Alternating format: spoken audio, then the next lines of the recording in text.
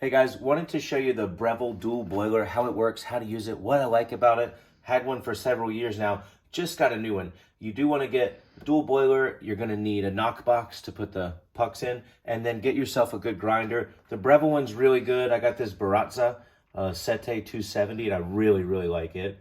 But just a good grinder makes this so much better. So grind the beans up.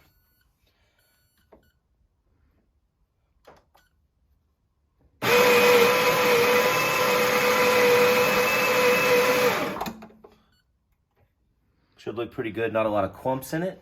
Kind of have a dry hand and wipe down the beans where you kind of sort of flatten it out. You don't want a lot of beans on the two lips here. Get the tamper, which actually cleverly just stays up in there. Do a triangle, right? On the edge of your counter here, straight down. Maybe 30 pounds of pressure. Straight down, straight up one time. You don't have to whack it or twist it or scrunch it or anything like that. And I like to just wipe it to, again, make sure there's no like excess coffee grinds. It should be relatively level throughout there. So the margin all the way around should be level. And then this is a single shot, so there's a single basket in there, so you push the single button. I like to go about 195 Fahrenheit, or it comes 200 out of the box. So you can do this to flush it real quick. Put that guy in it, and real quick before it starts burning the top, go ahead and hit the single button, and you'll see it pre-infuses, and then after about 8 seconds it should push more pressure and start coming out. And I'm not a professional, but it should be around 9 or flowing out like caramel colored honey, which that is 30 seconds it'll be done. And then over here it's a dual boiler. It has two. You can do steam and extract at the same time because there's a boiler for this and a boiler for that. Get milk in your frothing pitcher just below the V there.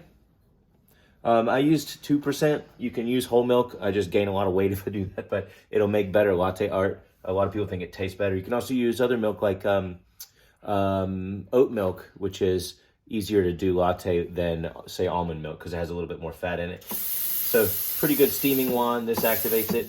You go and you stretch it so you'll hear it hiss for maybe 7, 8, 9 seconds, and then you want it to roll. So think 3 o'clock. So hear it hiss right there.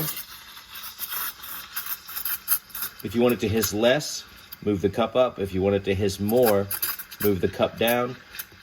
The more air it puts in, the frothier it is, but you could overkill it. It needs to be just the right amount. And then you see 3 o'clock. So the wand goes down at 3 o'clock. You don't really want to touch it with your fingers. It's hot. Use this thing. And then the question is, how long do you do it? And basically, until it's really hot to touch. Here, look, it's not spinning. 3 o'clock, it is rotating. Until you can touch it for about a second or so, and then it's like, ooh, this is uncomfortable. And simply turn her off. And then you've got to, first thing, wipe off the wand to get the milk off of it, and then purge it by doing that, and you're good to go. This, again, here's the espresso. You see there's a little crown on top, which isn't bad. That's good. I like to you break some of the bubbles, pour the top bit out, and there you are. It should look like white pinballs, 2 white pinballs. And then you can actually circle that to kind of break the crema on top.